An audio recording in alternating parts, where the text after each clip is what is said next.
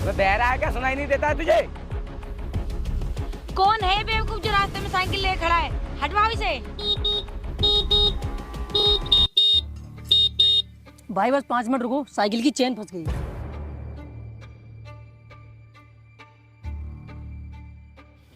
इसीलिए मैंने तुम्हें गांव के रास्ते से आने के लिए मना किया था। कहा था हाईवे से चलो, पर तुमने मेरी एक नहीं मानी। देख रहे हो इस गंवार को कितना टाइम लगा रहा है।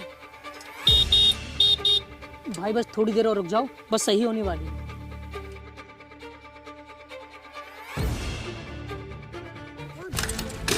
तुम गांव के लोगों में थोड़ी बहुत अकल है नहीं? मैडम मैंने ऐसा क्या कर दिया जो तुमने मेरी साइकिल को लात मार के गिरा दिया? क्या बदतमीजी है? तुम गांव के लोगों में थोड़ी बहुत अकल है भी या नहीं? मैडम इतना क्यों भड़क रही हो?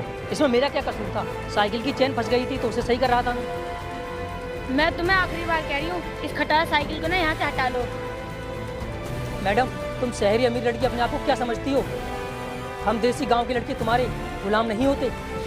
और हाँ, जब तक मेरी साइकिल की चेन सही नहीं हो जाती तब तक मैं रास्ते से नहीं हटूंगा, चाहे तुम कुछ भी कर लो। आखिर कब तक निकलेगी तेरी साइकिल की चैन? कब तक खड़ी रहूंगी मैं यहाँ पे? मैडम साइकिल की चेन बुरी तरह से फंस गई है, बस थोड़ी देर में सही हो जाएगी।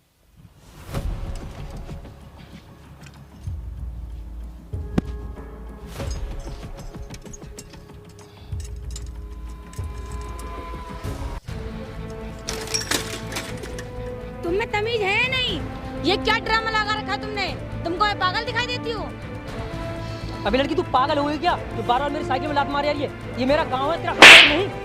अबे ओ गरीब, तेरा गांव है तो क्या हुआ? तो क्या तू दादागिरी दिखाएगा?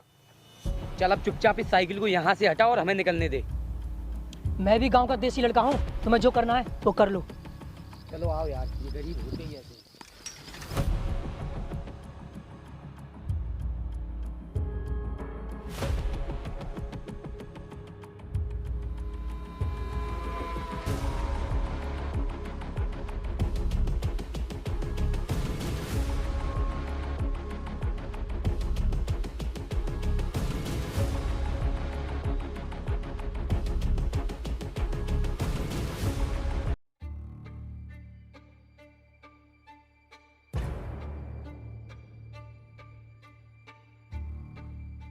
अरे मैनेजर साहब आज ऑफिस नहीं गया?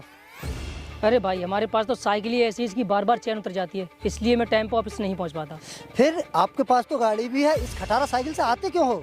हाँ भाई मेरे पास गाड़ी तो है, मुझे सादा जीवन जीना बहुत अच्छा लगता है, इसलिए मैं साइकिल से चलता हूँ। ठीक है भाई मैं चलता हूँ।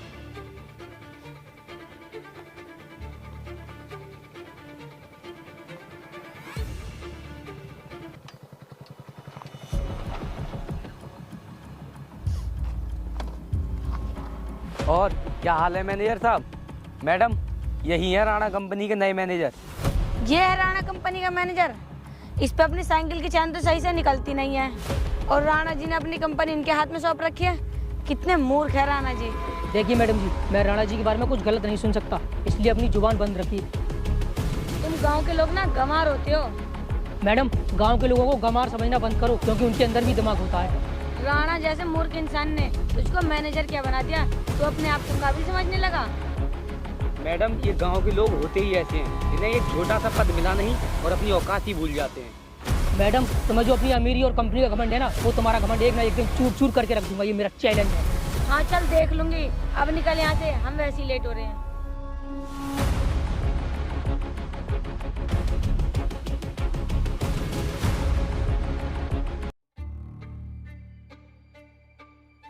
मुझे आप लोगों से एक बहुत महत्वपूर्ण बात करनी है, इसलिए मैंने ये मीटिंग रखी है। आजकल ना मार्केट में कंपटीशन कुछ ज़्यादा ही बढ़ गया है। जो हमारी कंपनी है वो सारी कंपनियों से ऊपर चल रही है, लेकिन हमें मार्केटिंग किसी भी कीमत पे गिरने नहीं देना है।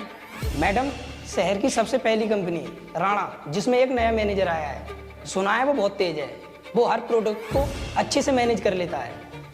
हाँ मुझे पता है, वो कंपनी तो पहले से ही बदनाम है, और वो कंपनी पूरी तरीके से कर्जे में डूबी पड़ी है। लेकिन मैडम जब से वो मैनेजर आया है तब से वो कंपनी दिन ब दिन बढ़ती जा रही है। देखो वो कंपनी राणा की है, अगर राणा में थोड़ी सी भी अकल होती ना तो वो कंपनी बर्बाद नहीं होती। और उन्होंने मैनेजर बुलाया भी है, वो भी गांव से, और गांव के लड़कों में इतनी अकल नहीं होती कि कंपनी कैसे चलाई जाती है। और तुम देख लेना, एक दिन ये कंपनी बिल्कुल डूब जाएगी, उसका नामो निशान बिल्कुल खत्म हो जाएगा। अब हम ये मीटिंग यही समाप्त करते हैं। All the best. आखिर जिस बात का डर था वही हुआ। हमारी कंपनी को इतना बड़ा झटका कैसे लगा? हमारे प्रोडक्ट की डिमांड इतनी कम कैसे हो गई कि मार्केट में कोई इसे खरीदने को तैयार नहीं है? ये सोचने का विषय है। मैडम, हमारी कंपनी लॉस में चली गई, ये सोचने का विषय नहीं है। राणा की कंपनी हमारी कंपनी से ऊपर चली गई, ये सोचने का विषय है। ये क्या कह रहे हो तुम? राणा की कंपनी में कर्मचारियों को वेतन देने की भी क्षमता नहीं थी। मैडम, वो टाइम और था जब से गांव से एक नया मैनेजर आया है, उसने सब कुछ ठीक कर दिया और वो कंपनी हमारे शहर की सबसे नंबर 1 कंपनी बन चुकी है। एक देहाती लड़के में इतना दिमाग कैसे हो सकता है? मैडम, ये सब तो उससे मिलने के बाद ही पता चलेगा। और मैं तो ये कहता हूँ कि उसके साथ हमारी एक मीटिंग फिक्स कर दो। ठीक है, आप उनको कॉल करके अभी मीटिंग फिक्स कर लो। ओके मैम, अभी करता हूँ।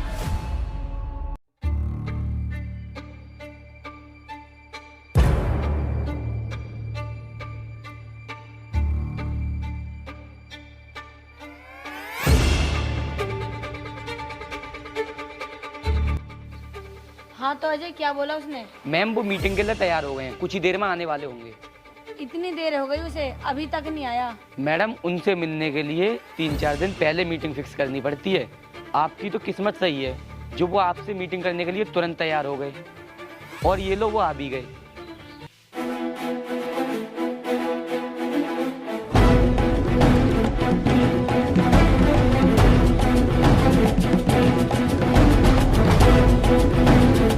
कहिए क्या कहना है, मेरे पास ज़्यादा टाइम नहीं है।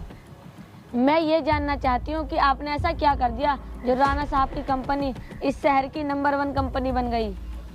ये मेहनत और ईमानदारी से काम करने का नतीजा है। तो तुम क्या कहना चाहते हो? हम लोग बेईमान हैं? हम लोग अपनी कंपनी में ईमानदारी से काम नहीं करते? मैडम, मैंने ऐसा तो नहीं बोला, पर आप घबरा क्यों रही हैं? और आपके माथे से तो पसीना टपक रहा है।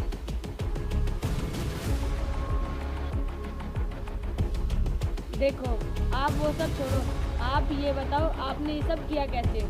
तो सुनो, हमने कम दामों में अच्छा प्रोडक्ट तैयार करके मार्केट में बेचना शुरू किया। शुरू में थोड़ी प्रॉब्लम आई थी, लेकिन धीरे धीरे सब कुछ सही हो गया। आपके लिए इतनी ही जानकारी काफ़ी है, और इससे ज़्यादा मैं आपको कुछ नहीं करा सकता। देखो, तुम्हारे लिए एक ऑफर है। अगर तुम चाहो तो मेरी कंपनी ज्वाइन कर सकते हो। मैं तुम्हें राणा साहब से डबल सैलरी दूंगी। मैडम, ये ऑफर नहीं, एक साजिश है। और हाँ, मैं आपकी याददाश्त के लिए बता दूं, वो कंपनी राणा साहब की नहीं, बल्कि मैं भी उस कंपनी का पार्टनर हूँ। और हाँ, आप जानना चाहते हो कि आपकी कंपनी को कैसा लॉस हुआ? तो याद करो, अब से 1 साल पहले मैंने तुमसे चैलेंज दिया था कि मैं तुम्हारी कंपनी को पूरी तरह से बर्बाद कर दूँगा, और आज मैंने कर दिया। तुम क्या बर्बाद करोगे मुझे? मैं भी एक कंपनी की ओनर हूँ। मैडम, हमने तुम्हारी मार्केटिंग को इतने नीचे गिरा दिया है, कुछ दिनों बाद तुम्हारी कंपनी का नामो निशान तक मिट जाएगा, और तुम अपने कर्मचारियों का वेतन तक नहीं निकाल पाओगे। अच्छा मैडम, मैं चलता हूँ।